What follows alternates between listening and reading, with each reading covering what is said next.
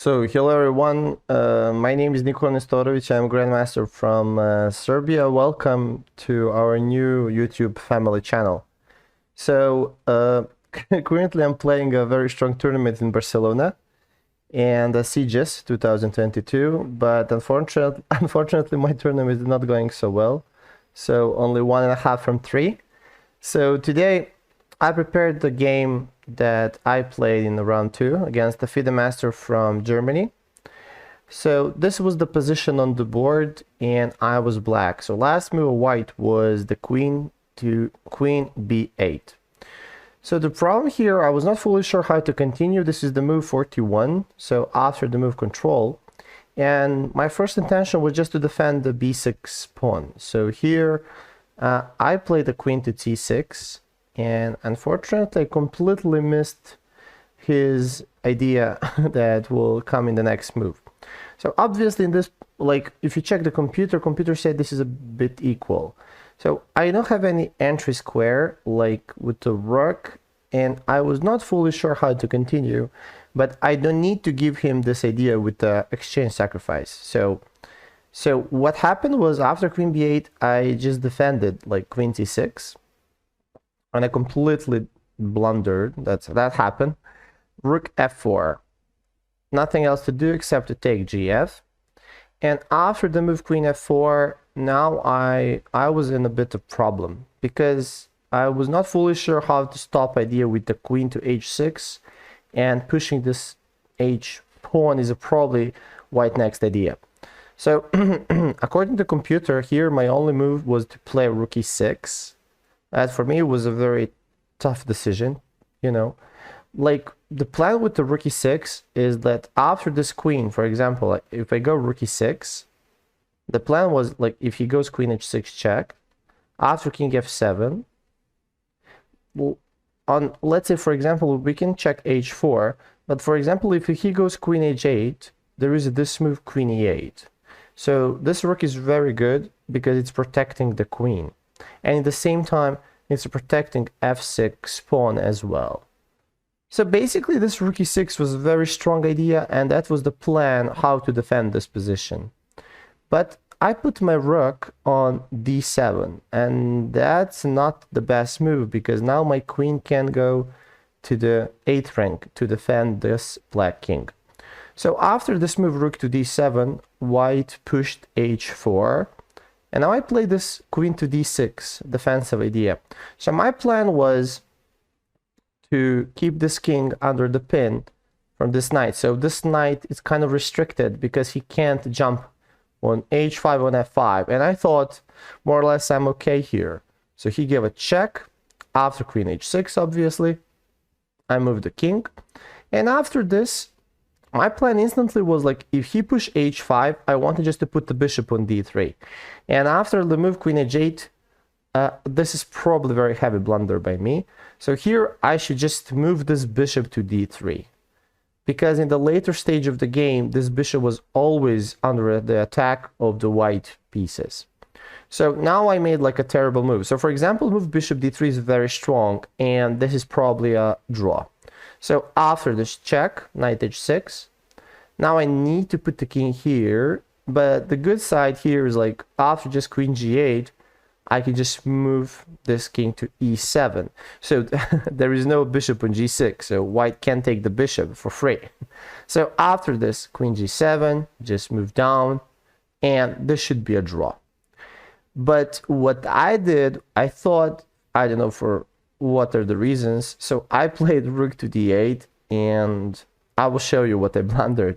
So after the rook d8, he gave a check, and now when I moved my king to e6, after the same thing with this queen g7, now I can't play bishop d3 because of queen f7, very nice checkmate.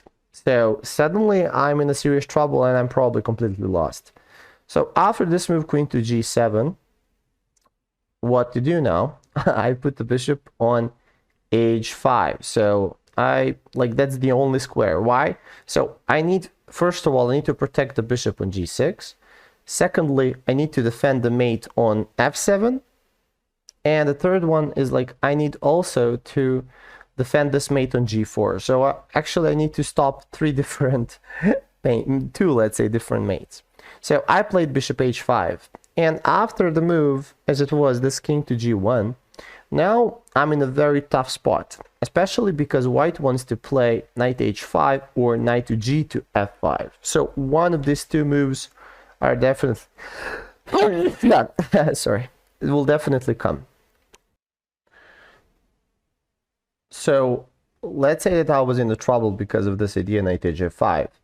And the only thing here to play, not to get actually checkmated, was to move queen d7. So at least this is a kind of, this queen, white queen is a kind of a trapped, because with this queen on g7, like this queen at least can't go anywhere. So nothing else to do for him except to take knight h5. So yeah, now we get this endgame, two knights against the rook. So my plan was just to push these two pawns as far as possible. This a5 and b6 pawn, just push forward, and I thought I will make some counterplay here. Okay, obviously white played king f2, and I pushed b5. King e3, b4. So we are kind of like both in a huge time trouble.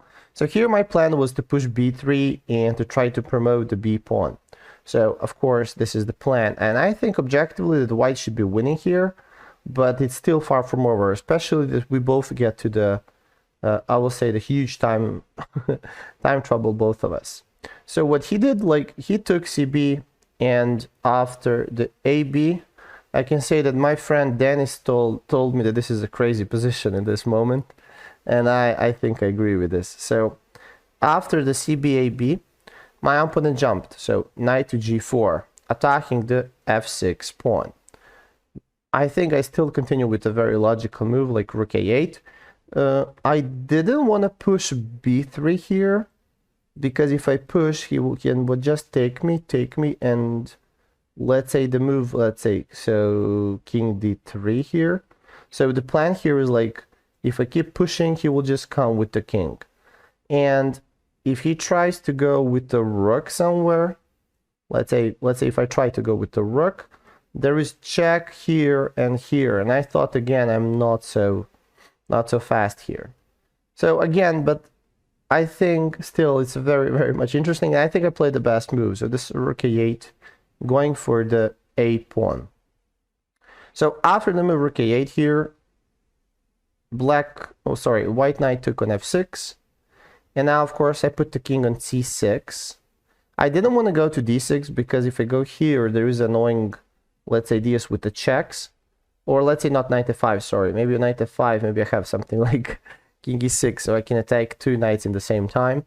But probably in this spot, after king d6, I was afraid of knight e4.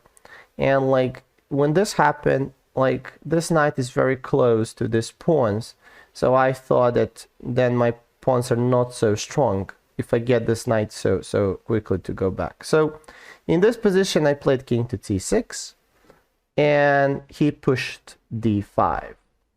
So after d5, again, I didn't want to put the king to c5, because like on king c5 there is a knight e6 check, and then I can't go here because of the check and take the rook.